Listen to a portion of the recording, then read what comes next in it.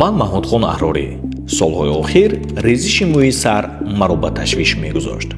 То қадри имкон ман ҳаракат мекардам ки ин камбудии табииро аз дигарон пинҳон кунам. Билохира ба хулосае омадам ки бояд амалиёти кӯчонидани мӯи сар, яъне пересадка волосро гузаронам. медонед, ба Турсия сафар карданӣ шудам то духтури таҷрибанокро ёбам. локин хабардор шудам ки дар маркази тиббии шифобахши аср ки дар шаҳри Хуҷанд фаъолият дорад, Исмаил Ҷертел, духтури пешқадами давлати Турсия, ин амалиётро мегузаронад. якчиро ногуфта намонам. то оғози пересадка волос хеле тарсидам, зеро ҳама мегуфтанд ки ба дарди он тоқат кардан намешавад. аммо чӣ илоҷ?